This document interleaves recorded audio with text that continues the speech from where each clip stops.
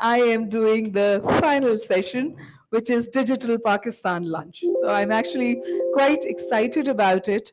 The reason is that, as you all know, the theme of the World Economic Forum this year is collaboration for the intelligent age. And we all know that there is now no convincing needed on the point that if you do not ride the technology tide, you may get behind or you may be left behind. For countries like Pakistan, it is even more of a challenge. It's a developing country, various constraints and compulsions. We've talked about them extensively in the 3 or 4 days sessions that we had, and some very candid, open conversations took place.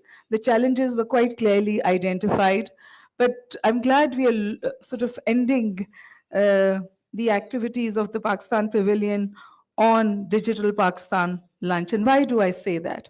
I say that because Pakistan, despite its problems, has somehow is actually riding what I call the technology tide. And why do I say that? I say that because the internet penetration stands at 45.7%. But more interestingly, cellular mobile connects are almost 80%. And we just want to sort of bridge this gap to use the cellular mobile connections for excess or for the lack of infrastructure that countries like Pakistan suffer for. We have fantastic examples from Africa where it is being done. And at the same time, in the conversations that we have, I'd like to address the digital divide. And my personal face-to-face with digital divide happened when COVID hit us and we shut down the classrooms. I was associated at one of the best institutions of Pakistan at that time. I was teaching there. We were an institution that went online in 48 hours. We did that. But then we also realized that although we catered to a comparatively privileged class, the digital divide existed. And we had to devise ways to make it accessible to our 3,000 students. But 3,000 students is not Pakistan. Pakistan is much bigger than that. And today, as I speak to you, the man who sits next to me is someone who's actually bridged that gap, has done miracles with something which is called Asan Pakistan. The figures were just running. If you see on the side, those figures are still running on the board. Those are amazing figures. But I'm going to first request Mohammed Salman Ali, who's the CEO of VRG and works largely on financial inclusion. Let's find out what this man has done. And what does it mean in terms of numbers? And what does it mean when we talk about financial inclusivity, when we talk about women empowerment, when we talk about upward social mobility, when we talk about empowering people on the ground? Because this is an initiative which has grown big. And of course, there was resistance. But at the end of the day, I understand now that State Bank is rock solid behind us, and the government, if it doesn't support it, it at least acknowledges it. So, Salman, over to you. Pakistan, a progressing country right now, and especially from the last 3 to 4 years, if you can focus on the progress and especially on the financial inclusion side, digital financial side, and the growth in the digital sector in Pakistan is amazing. You can see the numbers. The numbers of digital payments is getting higher, like from 40% to 82%. So why it is happening? Because there is something, some infrastructure which is already been there, or maybe some scheme or some sort of facility for the people of Pakistan who are actually right now, in fact, you can say from the last 4 years. Before that, they are not being properly included. And why is that? Just because of one fact, because they have not been giving the right technological solution. In Pakistan, still, we have a 194.6 million subscribers, but out of which 48% are only the smartphone users. The rest of them are still feature phone users. So what about those people who are financially not included because of the services they are not having? They are not having bank branches over there. So then you need to create a solution for this. So the right solution for the right people. So Asan mobile account scheme, which is being created, developed by Pakistanis within Pakistan, And it's a scheme which actually works on a many-to-many model. Like any SIM of any telecom operator can open a bank account in any of the bank by dialing a simple short code, no app, no internet, just a simple short code. Just dial it on your cell phone. You can still dial it. The numbers who are on roaming in Pakistan, from Pakistan, static 262 hash. You get the menu, select the bank, put your CNIC, and that's it. Within 2 minutes, all the KYC, the email has been done seamlessly. Sitting at your home, you have your own bank account. We have been doing this thing from the last 26 months, and the results are amazing. We are right now standing at 12.2 million new accounts in Pakistan by using this technology. This has been recognized, and I'm really thankful to the World Economic Forum, who has not only helped us in getting this scale by sharing their knowledge, their support. At this point in time, this solution is being a part of center of fourth industrial revolution for reducing the gender gap. This has also been a recognition from the One Economic Forum for this solution and for Pakistan especially. Let me tell you one thing very, very special about it, and that is out of this, like the 12.2 million accounts, 36% are women accounts, which has never been done in Pakistan. And believe me that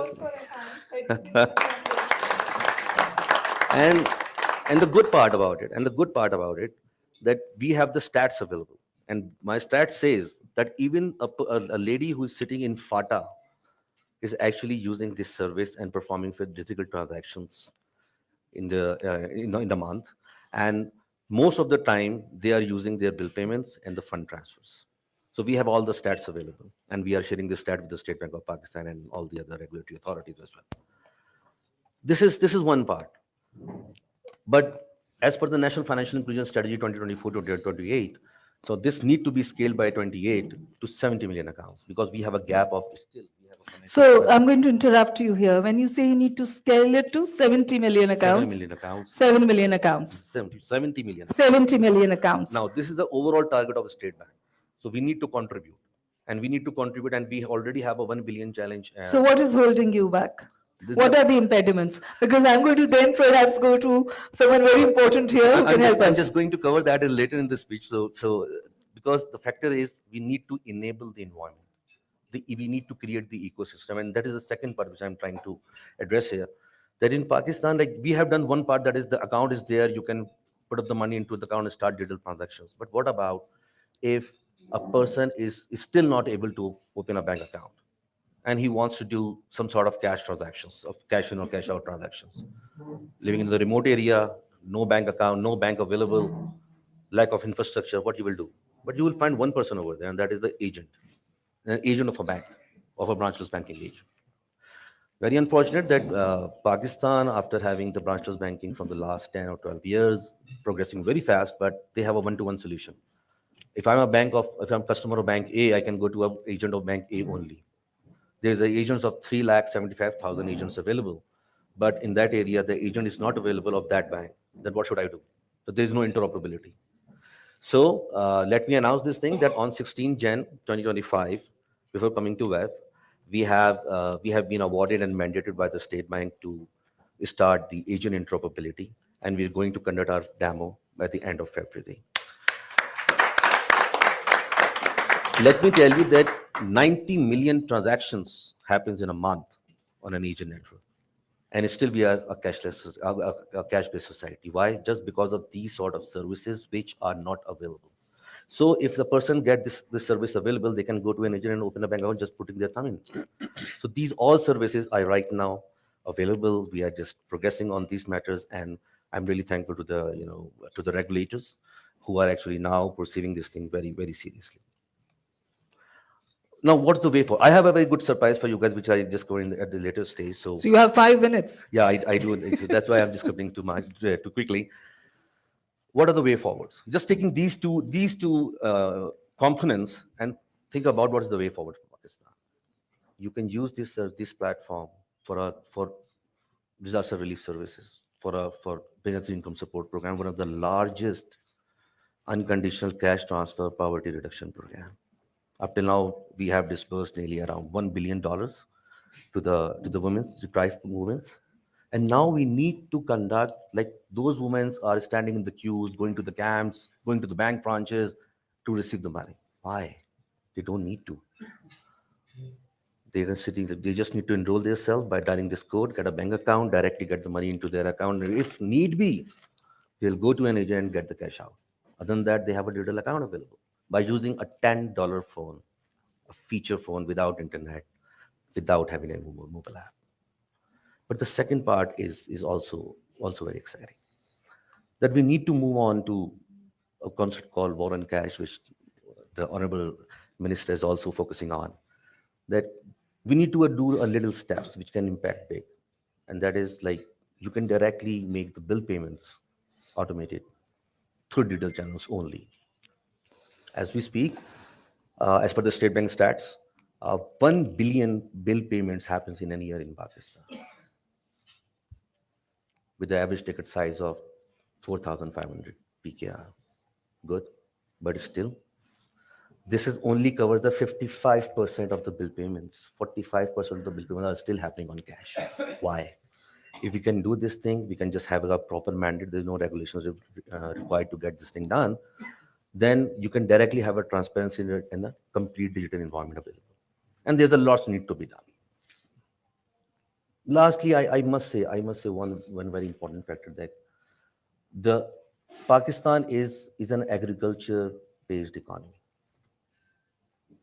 But and as per the National Financial Inclusion Strategy 2024-28, they are very heavily focusing on agriculture side to do digital solutions for them, to make the agriculture more and the farmer, and especially the farmers, to get the farmers onboarded and get the more service to be provided to the financial side provided to them.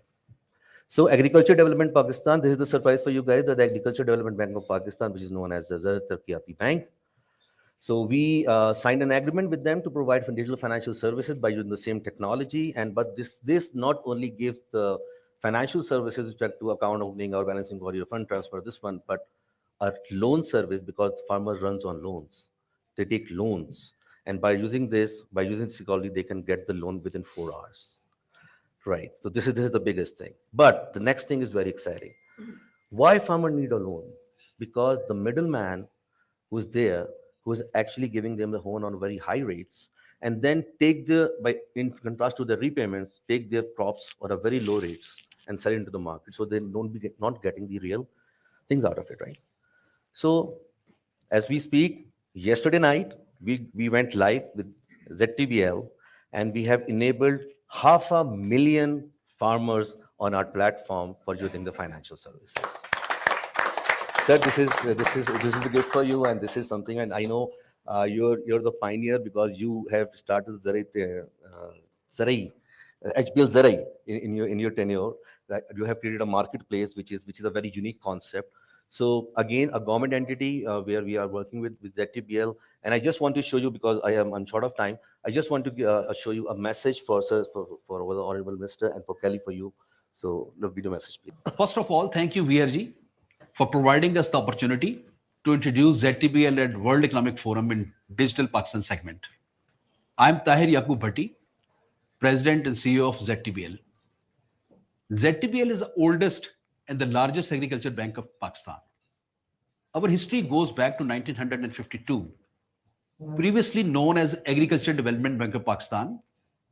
In 2002, renamed as ZTBL, and started business as a specialized agriculture bank and as a scheduled bank with Central Bank of Pakistan, which is State Bank of Pakistan. We have a network of over 500 branches, conveniently present in 482 cities and towns in every nook and corner of the country.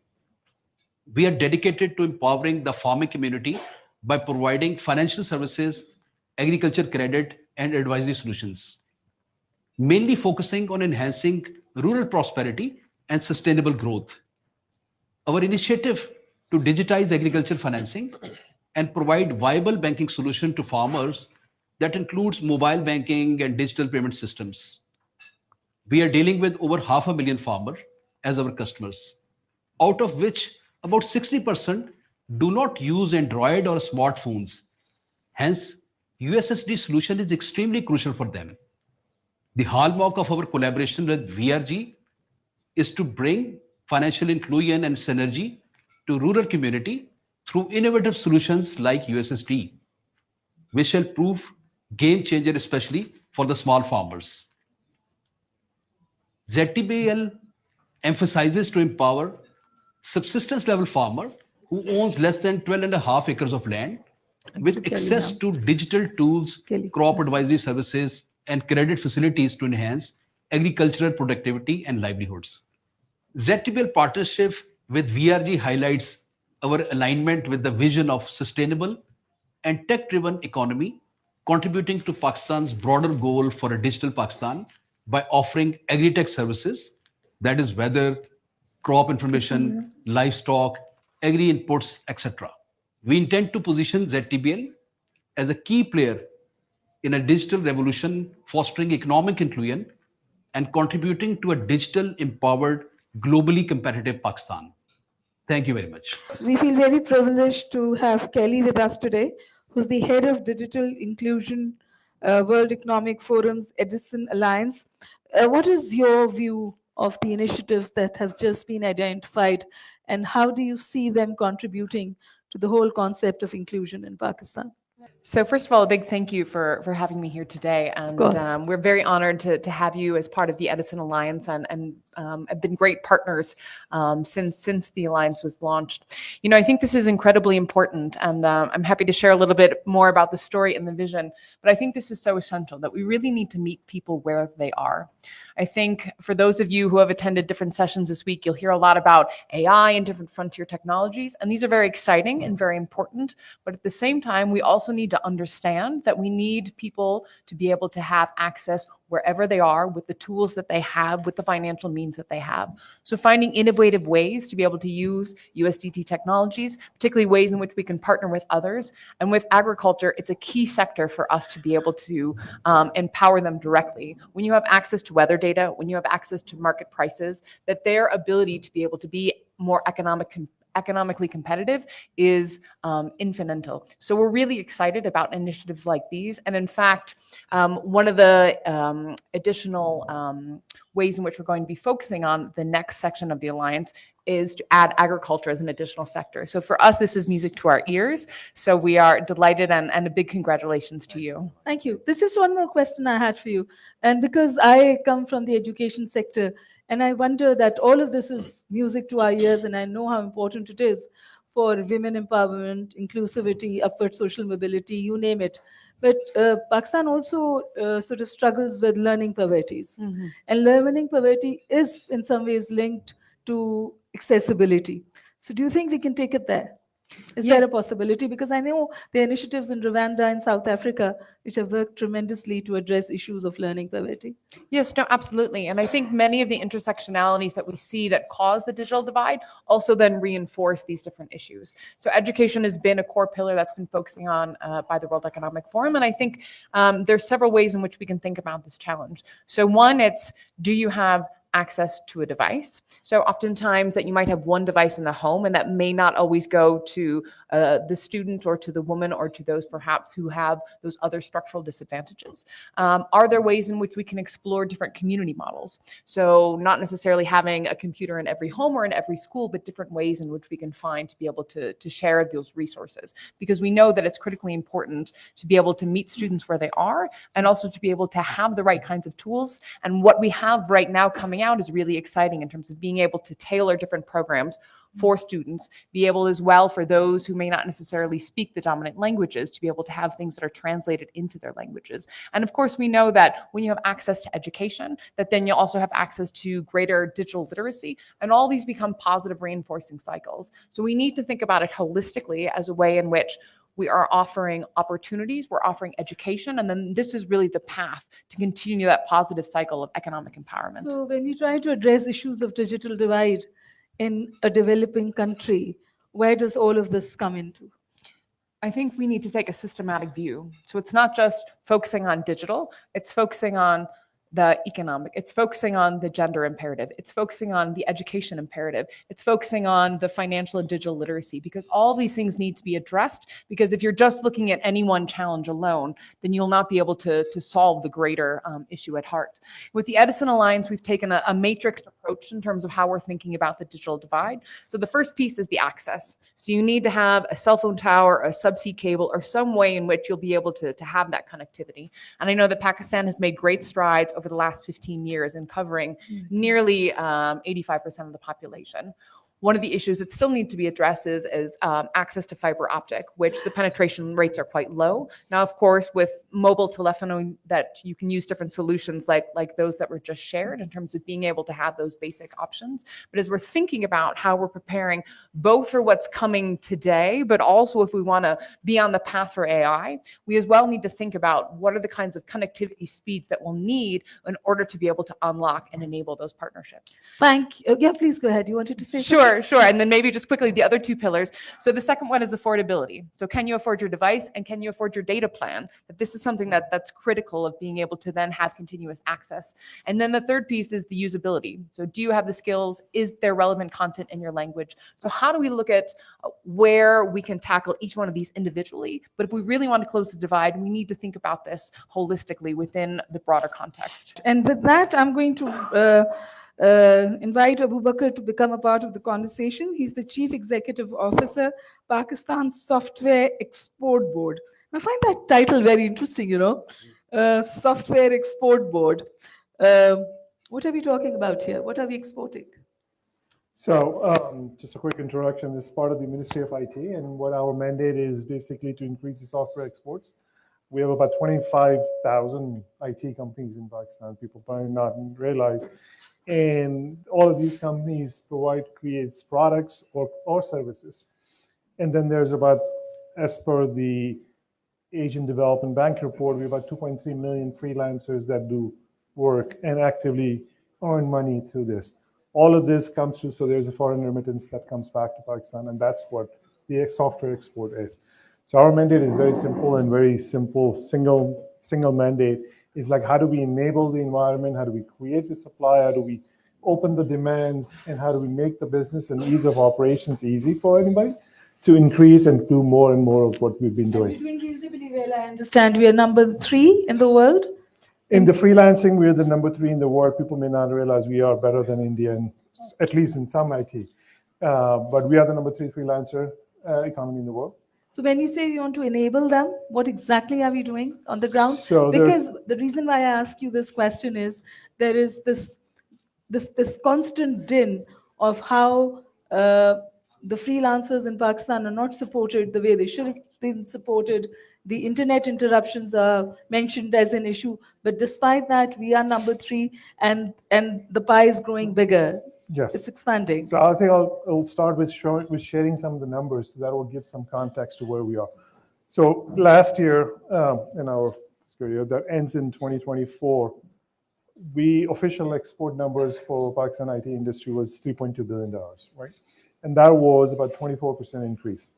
This year, in the first 6 months, we've grown another 28%. So we're trending to be over 4 billion, 4.2 to be exact. I think we have a much bigger ambitions going forward. How we're enabling freelancers, this is more of an organic approach. I think people may not realize Pakistan is probably one of the most friendliest regime when it comes to the exports in this. I mean, there's literally no tax for any export that you do for any remittance that comes in doesn't get taxed, right? So I think people may just got caught up in the other side, but at least when you look at it outside, and I talk to a lot of people, I've spent 30 years outside of Pakistan, so I've worked in many countries. And I can tell you, this is probably one of the things people look at it is say Pakistan has the most favorable when it comes to the export taxes. So we're there. What are we doing to enable them? Obviously, we create the supply side of it. We trained last year through these different initiatives, and there are a lot more initiatives that goes around in the provincial sector as well as in the private sector. But just on the government scale, we trained 4.5 million people. So there were 3 million were targeted that's actually very good. Yeah. So that's the freelancer focus training, which is called coding skills and digital skills programs, that trained 3 million people. So that was 3 million people that were trained through those things. This is just the federated view of the training. Every province does it, every federation of PSAP does it, Ignite does it, NEFTEC does it. There's a lot of organizations that are doing training. I'm talking about just the government numbers here. And then there's a lot of private sector. If you go in Pakistan, you go look at Ceylanis and JDCs of the world and a lot of different security. There are millions others that are getting trained. This does not just happen. We happen to have 2.3 million people. Yes, this is a question that I had here, because I know these trainings are happening all over the country and they're very well received, especially in urban centers, and they're done by NGOs who do it as an initiative also to get some political traction, because these NGOs have political wings as well. My question to you is that to really compete internationally, are these short trainings sufficient? Or do we need to be more focused on the kind of IT training we are providing to our youth? Yeah, very, very good question. And I answer that in a different way. I think there is a need and demand for each one of them. We are in a very low value chain at this point where we do these services, whether it's freelancing. I know we are number 3 in the world, but that shouldn't be our goal. Our goal is to look at the higher in the value chain. So we also just do not just the freelancer training, we do the high-end trainings. We just announced, and will be announced very soon, that we are also moving into the officially in the semiconductor side of the training. We have demands coming out from mostly in the Gulf region, where they need semiconductor designers from there. So we are actually entering into that. We are putting together the AI training plans and the Web3 training plans. So we are moving into the high-value food chain, but I don't think so we will ever not do the low-value food chain, because our problem, I always say from day one, and it's been only 90 days, but is we have a two-dimensional problem. We have a problem that we have to increase our exports, and brand Pakistan is not just a low-value food chain, but also that. My question. But we also have a problem where we have youth, which is millions of unemployed youth. That lower end skills helps that.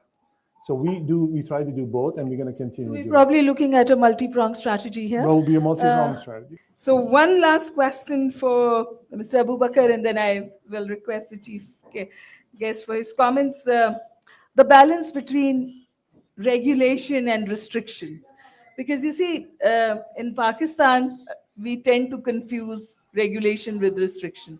So what is your take on that? You've spent so such a long time outside the country.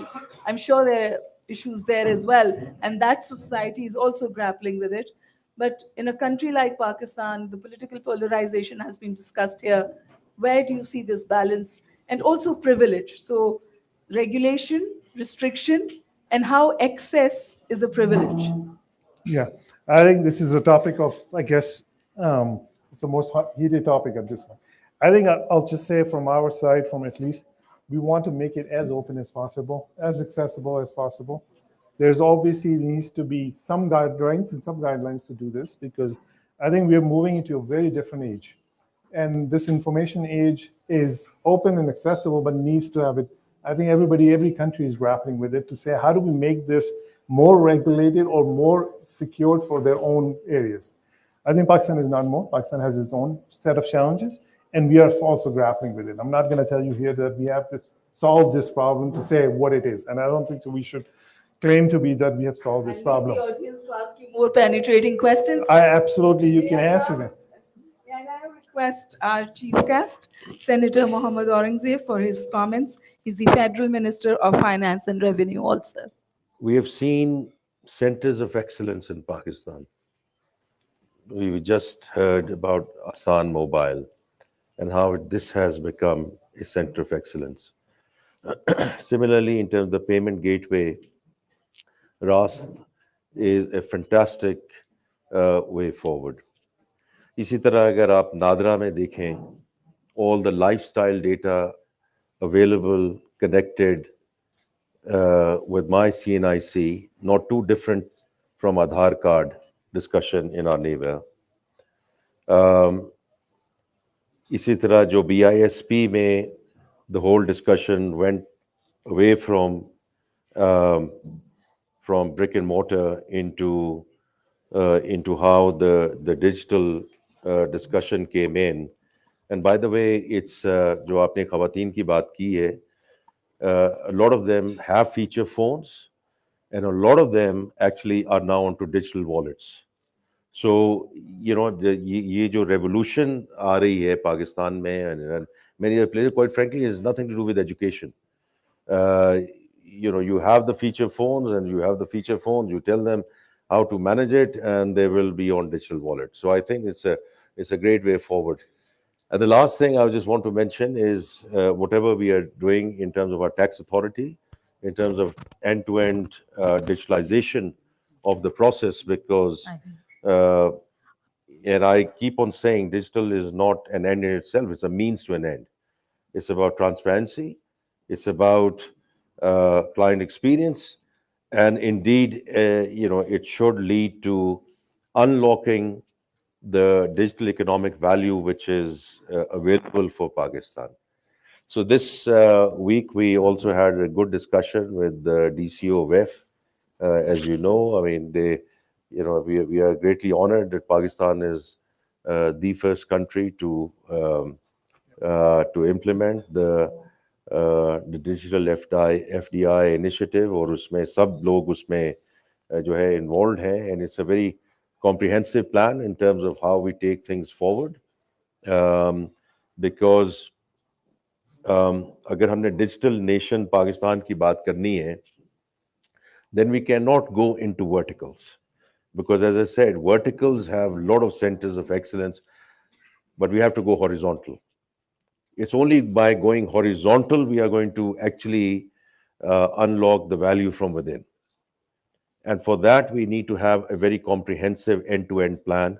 और उसमें कोई state bank की बात ना करें, ministry of finance की बात ना करें, आपने जो करना है वो आप करें, कि जो उसने हमें ये टारगेट दे दिया, हमें ये टारगेट दे दिया, forget about these targets. Forget about these targets. आप ये देखें कि कहाँ हमने इस मुल्क को लेकर जाना है, and the value addition that you already have provided, just go for it. Forget about the targets which the government is. I mean, yesterday I was here and I had the privilege of being here as well. You in the private sector, you have to lead the country. हमारा काम सिर्फ ये है कि आपको policy framework दें, policy continuity दें, which means कि within this context of the digital FDI initiative with DCO, etc. So उसमें digital infrastructure, digital adoption, additional digital services, and indeed export part of it. Now, the enabling factors is कि हमें जो special technology zones हैं उनको operationalize करना है, which is no different from special economic zones. वो लोग मुझे आगे कहते हैं कि जी वो जो IMF आ गया जी, special economic zones जो हैं वो बंद हो गए, और जो आज हैं उसको operationalize करें. I mean, there are 93 special economic zones in operation in Bangladesh. Let's first operationalize what we have in Pakistan, and then we can go back and ask for more. Because, special economic zones, special technology zones are all about plug and play. That's what the government has to do in terms of providing the support and the infrastructure and, gas, electricity, everything else, because there's a huge opportunity for AI data centers coming to Pakistan. We have surplus energy. People are going off grid. Let's use that energy to set up AI data centers in Pakistan. So then it's any transformation is people, process, technology. So the focus that you have and everyone has is around reskilling and upskilling. Jis tarah bhi inhone kaha, we're very fortunate to have third largest freelance population in the world. I mean, it's a huge upside and enabling factor as we go forward. And then, of course, it's all about the capital which is being made available, whether it's on the startup side, Series A, whatever, etc., where people want to believe in you, Sada Pay, Nya Pay, all of that good stuff which is happening. But all of us, what we need to do is to, rather than working in our verticals, we need to bring it all together, because that's what's going to take Pakistan as a digital nation forward, whether it's e-governance, whether it's everything else associated with that. So my only view again would be that we have a huge opportunity. क्योंकि अभी इन्होंने कल भी हमारी बात हुई थी और दिसंबर में $384 million. That's what we touched in terms of IT services related activities, highest ever in our.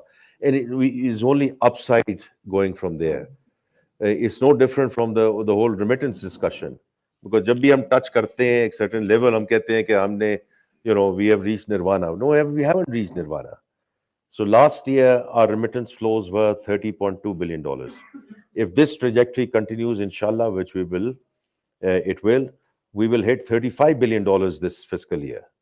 Now just think about it, the kind of external space and the fiscal space that we are developing, और जो आपकी इकराम साहब, और ये जो हम यहाँ आ रहे हैं, जो आगे हमें इसको एक्सपोर्ट में लेके जाएगा, और जो एफिशिएंसी आएगी मुल्क में, I think we are not thinking through the economic value which is going to be unlocked through this. इसमें financial inclusion है, इसमें और चीजें. These are all use cases. As far as I'm concerned, when we talk about the verticals, these are all use cases. How do we bring all these use cases together? तो मैं आपको एक बता देता हूँ, एक मैं जिसको हम FBR में काम कर रहे हैं, right? So because we are not connected, and that's where the loopholes come in. Sorry, just the last point I'll make, and then because in the interest of time, तो कि आप सवाल ले सकें. देखिए, कभी भी डेटा कमी नहीं. CNIC have all the data on me. How many vehicles I have, घर मेरे पास कितने हैं, कहाँ हैं, utility bills, my travel, all my lifestyle data is available with Nadra. There's no question about it. They have all my lifestyle data.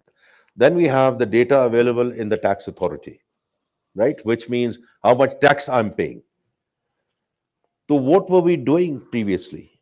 What we were doing was taking this data and its raw form, sending it to field formations. What do the field formations do, right? Someone, might throw it in the bin. Someone might actually try to extract value for the exchequer, but mostly they would extract value out of me.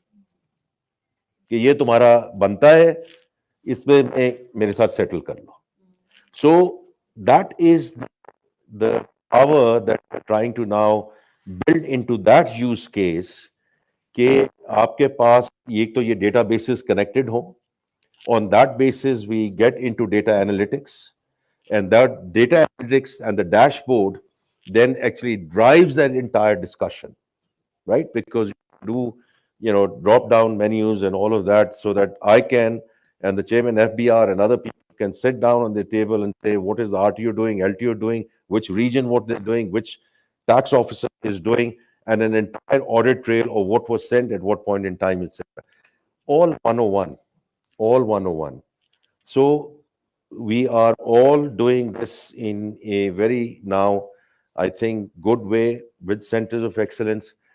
हमारा जो सबसे बड़ा इकराम साहब जो challenge है कि हमने इसको सबको इकट्ठा कैसे करना है, because that to me is what is going to lead 1 + 1 to 3 or 2 + 2 to 5. That's the only way we are going to unlock the economic value which is going to come, inshallah, from digital Pakistan. Thank you. Thank you so much for that very candid input. And I'll now request Mr. Ikram Sehgal for vote of thanks and the last word. Thank you, Senator Aurangzeb. I think that was very nice and crisp. We got the message across. I'd just like to add a few things. You talked about Rast. Well, for 2 years, State Bank forgot about us, and then they discovered that how do you reach the people who have a feature phone? So now we're integrating with Rast. The second thing is the AMA app. For a year or so, they kept after us, and we kept on telling them, don't do it in Urdu. Do it in Roman Urdu. Like you said, everybody can get in the TikTok. She may not know how to use the thing, but she knows how to use a TikTok. So if she knows how to use a TikTok, she can use the AMA app for all purposes. So that is now in Roman Urdu, and it is being tested in banks now already. So it is a part of the thing parcel. See, so in the last one, the same thing that I told you about your war and cash, the thing you invented, is it takes a stroke of a pen. make everybody pay their telephone bills through bank accounts. Bank accounts or Huma account, doesn't matter. Make them pay. Once you make them pay, you take away the cash. You take away the cash, you bring it all into one holy thing that is forensic, which is the data that you are talking about, the data that you want, the data you want to get together. So now, the ball is in your court. So I think it will be good for the audience to know, I think Aurangzeb has just mentioned, there is under the WEF, there is this DCO that has been formed 3 years ago. There is 16 member countries. And as he said, the first inaugural annual event, I just want to give you a little bit more detail, it's been announced 2 days ago. World Economic Forum actually announced it publicly, is in Islamabad on 29th and 30th April. This is a big deal for the country because this will brand elevate us to a country that is hosting. And we are branding this as the Davos of Digital. Islamabad is the new Davos of Digital because the entire world will be watching that, because this is where the digital divide, this whole aspiration of DCO is to bridge the gap of a digital divide. And we are leading in the front for it. So that's one. Number two, I think people should know and know this because this is the digital. We are legislatively now have passed, or almost passed, I think we've gone through two houses, is the Digital Nation Act. So Pakistan now officially has a Digital Commission Authority and the Digital Nation Act, which will be mandated, and this will be the mandate to create the digital economy for Pakistan. This is the first time that has happened in Pakistan. There is a lot of hope. I was with her yesterday and today. So she has confirmed she is going to travel to Islamabad for this formal launch. तो ये बड़ी अच्छी चीज़ है, लेकिन मैं सिर्फ एक चीज़ इसमें कहूँगा कि like everything else in Pakistan, plans and more plans and more plans. Ultimately, it's about execution and implementation. Absolutely. That is the rigor and rigor we need as we, inshallah, go forward. Thank you.